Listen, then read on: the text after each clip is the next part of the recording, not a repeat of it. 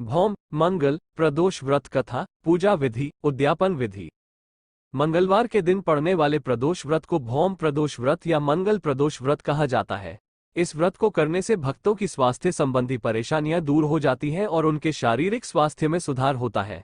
भौम प्रदोष व्रत जीवन में समृद्धि लाता है। भौम प्रदोष व्रत कथा। किसी नगर में एक बुढ़िया रहती थी। उनका मंगलिया नाम का एक पुत्र था। वृद्धा की हनुमान जी में गहरी आस्था थी। वो प्रत्येक मंगलवार को व्रत रखती थी और नियमित रूप से हनुमान जी की पूजा करती थी। उस दिन उसने घर में न तो लीपापोती की, न मिट्टी खोदी। बुढ़िया को व्रत करते करते कई दिन बीत गए। एक बार हनुमान जी ने उनके विश्वास की परीक्षा लेने की सोची। हनुमान जी साधु के भेष में वहां गए और पुकारने लगे, क्या कोई हनुमान भक्त है जो हमारी इच्छा पूरी कर सके? पुकार सुनकर बुढ़िया बाहर आई और बोली, आज्ञा महाराज।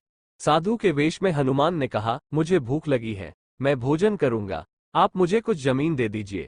बुढ़िया दुविधा में थी।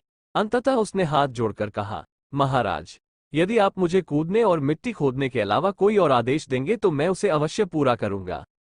3 बार प्रतिज्ञा करने के बाद साधु ने कहा, अपने बेटे को बुलाओ, मैं उसकी पीठ पर आग जलाकर खाना बनाऊंगी। बुढ़िया के पैरों तले जमीन खिसक गई, लेकिन वो दृढ़ थी। उसने मंगलिया को बुलाकर साधु को सौंप दिया। लेकिन साधु रूपी हनुमान जी ऐसे कहाँ मानने वाले थे। उसने बुढ़िया की मदद से मंगलिया को पेट के बल लिटाया और उसकी पीठ पर आग लगा दी। आग जलाने के बाद बुढ़िया दुखी मन से अपने घर के अंदर चली गई। भोजन बनाकर साधु ने बुढ़िया को बुलाया और कहा, मंगलिया को बुलाओ, वह भी आकर भोग करेगी। बुढ़िया ने आंसू पोंछकर कहा, उसका नाम लेकर मुझे कष्ट न पहुंचाओ। लेकिन साधु नहीं माने, तो बुढ़िया ने मंगलिया को बुलाया। अभी बुलाने की देर थी कि मंगलिया दौड़ती हुई आई। मंगलिया को जीवित देखकर बुढ़िया को सुखद आश्चर्य हुआ। वो ऋषि के चरणों में गिर पड़ी। ऋषि अपने असली रूप में प्रकट हो गए।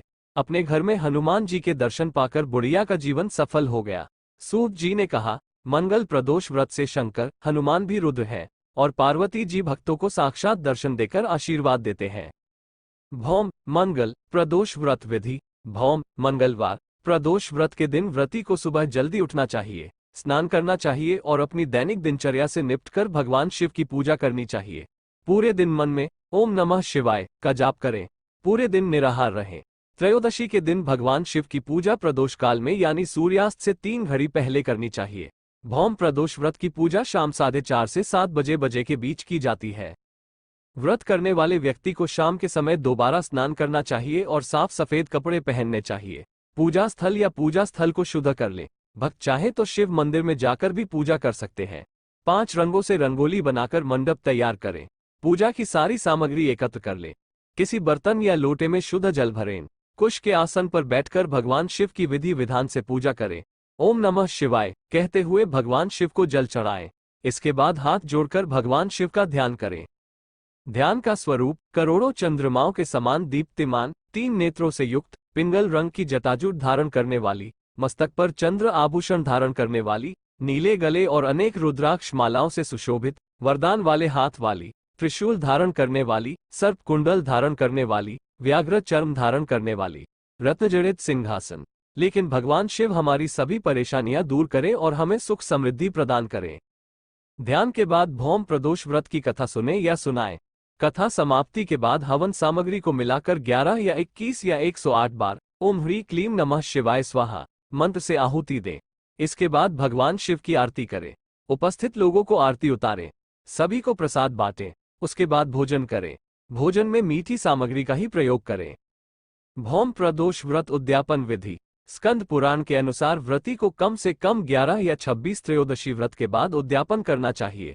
उद्यापन से एक दिन पहले अर्थात द्वादशी तिथि को भगवान गणेश की षोडशोपचार विधि से पूजा करें और पूरी रात भगवान शिव, पार्वती और भगवान गणेश के भजनों के साथ जागरण करें।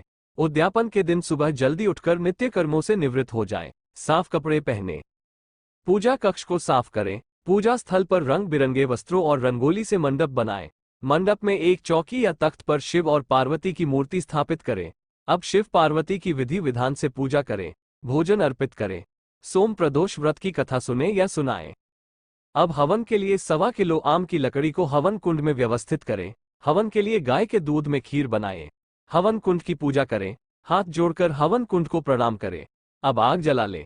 इसके बाद शिव पार्वती के निमित्त ओम उमा सहित शिवाय नमः मंत्र का जाप करते हुए 108 बार खीर का भोग लगाएं। हवन पूरा होने के बाद भगवान शिव की आरती करें। अपनी क्षमता के अनुसार ब्राह्मणों को दान दें और भोजन कराएं। आप अपनी इच्छानुसार 1 या 2 या 5 ब्राह्मणों को भोजन और दान दे सकते हैं। यदि भोजन कराना संभव न हो तो किसी मंदिर में यथाशक्ति दान करें। इसके बाद स्वजनों सहित प्रसाद ग्रहण कर भोजन करें।